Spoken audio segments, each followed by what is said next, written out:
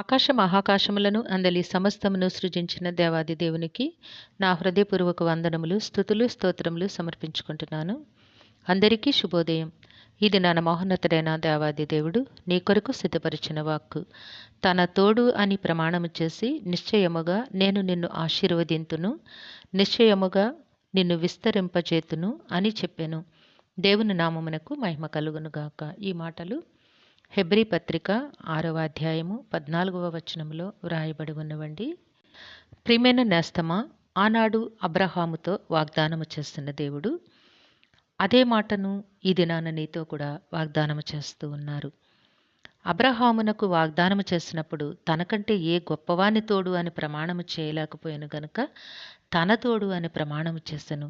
అయితే ఆ మాట నమ్మి అతడు ఓర్పుతో సహించి ఆ వాగ్దాన ఫలము పొందెను. ఎవరు? అబ్రహాము. దేవుని మాటను నమ్మి అన్నిటినీ కూడా ఓర్పుతో సహించుకొని అనంతరము ఆ వాగ్దానము యొక్క ఫలమును పొందినట్లుగా పరిశుద్ధ గ్రంథము మనకి తెలియజేస్తోంది. ఈ దినాన నీ దేవాది దేవుడు నీకు కూడా ఇట్టి వాగ్దానమును ఇస్తూ ఉన్నారు. నీవు కూడా నమ్మగలిగినట్లయితే దేవుని మాట అవునంటే అవును, కాదంటే కాదు. కనుక నీకు ప్రమాణము చేసి చెప్తూ ఉన్నమాట, నేను నిన్ను ఆశీర్వదింతును, నిశ్చయముగా నేను విస్తరింపచేతును అని నీకు జ్ఞాపకం చేస్తూ ఉన్నారు. నేస్తమా, నీవు కూడా అబ్రహాము వలె దేవుని మాటను నమ్మి ఆయన అడుగు జాడలలో నీవు జీవించగలిగినట్లయితే తప్పకుండా నీవు కూడా ఆ వాగ్దాన ఫలమును పొందుతావు.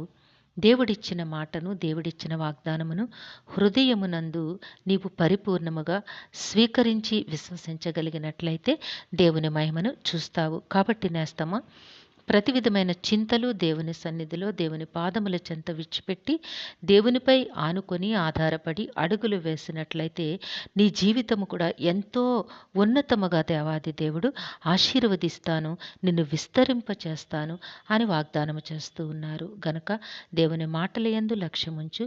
దేవుడు తప్పకుండా నిన్ను ఆయన నామ మహిమ కొరకు ఆశీర్వదించి జీవింపచేస్తారు. దేవుడు నిన్ను దీవించి ఆశీర్వదించునుగాక. ఆమెన్. ప్రార్థన చేసుకుందాము. సింహాసనాసనుడైన తండ్రి, మీ ఘనమైన నామమును కొందరములు, మీ బిడ్డకి మీరు ఇచ్చిన వాక్కును బట్టి స్తుతులు సమర్పించుకుంటున్నాము. రక్షక, ఏ బిడ్డకైతే ఈ వాక్కును వినిపించి ఉన్నారో బిడ్డ జీవితంలోను కుటుంబంలోనూ కూడా మీ చిత్తమును జరిగించండి. నాయనా, మీపై అపారమైన విశ్వాసమును కలిగి నాయనా మీ కృపలో మీ వాక్కు ప్రకారము మీ మాట ప్రకారము జీవించే యోగ్యతను మీ బిడ్డకు ప్రసాదించమని వేడుకుంటూ ఉన్నాం తండ్రి. మీ నామం పేరట ఆశీర్వదించి నాయన మీ నామ మహిమ కొరకు మీ బిడ్డని జీవింపచేయమని మీ కాళ్ళు పట్టి వేడుకుంటూ ఉన్నాము. మా ప్రియులందరినీ వారి కుటుంబములను మీ దివ్యహస్తములకు అప్పగించుకొంచున్నాము తండ్రి. అందరికీ కావాల్సిన ఆయురారోగ్యము, పరిపూర్ణమైన రక్షణ, దీర్ఘాయుష్యు, నెమ్మదిని ప్రసాదించి మీ కృపలో జీవింపచేయండి తండ్రి. మా ప్రియుల కుటుంబాల్లో వారి బిడ్డలకు కావలసిన చక్కని విద్యను, ఉద్యోగములను, వివాహములను, గర్భఫలములను, సమయానుకూలముగా ప్రతి ఆశీర్వాదమును అనుగ్రహించి మీ కృపలో జీవింపచేయండి తండ్రి. ఈ దినము పుట్టినరోజు, వివాహ దినమోత్సవములు జరుపుకుంటున్న బిడ్డలందరికీ మీ ఆశీస్సులు, దీర్ఘాయుష్ను అనుగ్రహించి మీ కృపలో జీవింపచేయమని సమస్తమును మీ దివ్యహస్తములకు అప్పగించుకుంటూ ఈ ప్రార్థన మా రక్షకుడును మీ ప్రియ కుమారుడైన యేసుక్రీస్తు వారి అతి శ్రేష్టమైన నామమున అడిగి వేడుకొనుచున్నాము తండ్రి. ఆమెన్. జీవాధిపతి అయిన దేవుడు మీ కుటుంబ జీవితంలో ఉన్నతమైన ఆశీర్వాదములను అనుగ్రహించి మిమ్మును ఆయన నామ మహిమ కొరకు జీవింపచేయునుగాక. Amen, amen, amen.